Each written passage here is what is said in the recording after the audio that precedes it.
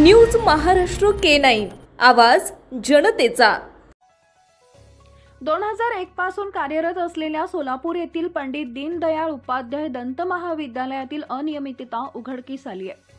महाविद्यालयाचे सभागृह 2 दशकांहून अधिक काळापासून देखभाल अंतर्गत असल्याचं सांगून कार्यरत नाही, ज्यामुळे दर्जेदार शिक्षण देण्याच्या संस्थेच्या वचनबद्धतेवर गंभीर प्रश्नचिन्ह उपस्थित झाले।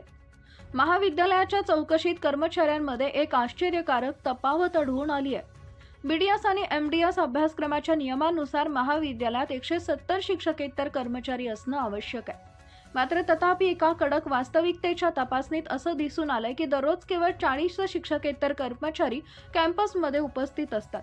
शिवाय महाविद्यालयीन अधिकारी या कर्मचाऱ्यांना वेतनवाढ देण्यात अपयशी ठरलेत, ज्यापुढे संस्थेच्या आर्थिक व्यवस्थापन आणि कर्मचाऱ्यांवरील उपचारांबद्दल चिंता निर्माण झाली आहे। या खुलाशांमुळे कॉलेजला मान्यता देणाऱ्या डेंटल काउन्सिल ऑफ इंडियाने केलेल्या तपासणीवर पडदा पडलाय।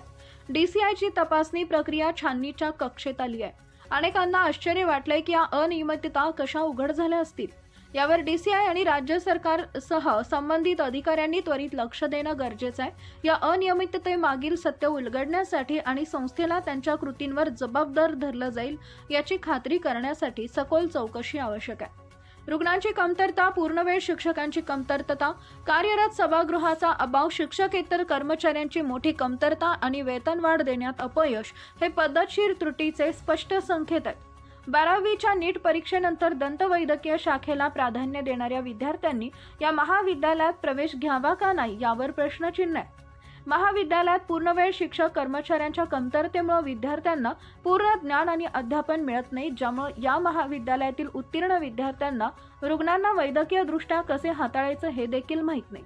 महाविद्यालयात दररोज येणाऱ्या रुग्णांची संख्या अत्यंत कमी आहे, त्यामुळे विद्यार्थ्यांना क्लिनिकल अनुभवाची मोठी समस्या भेडसावत आहे आणि असे अकुशल डॉक्टर या संस्थेद्वारे तयार केले जात आहेत आणि हे डॉक्टर रुग्णांचं जीवन धोक्यात घालून सोलापूरच्या जनतेवर उपचार करतात। यामुळे 12वीची नीट परीक्षा देणारे सर्व जाती धर्माचे विद्यार्थी वादाच्या भोवऱ्यात अडकण्याची दाट शक्यता आहे, अशी सोलापुरातील वैद्यकीय क्षेत्रातून चर्चा होतीये।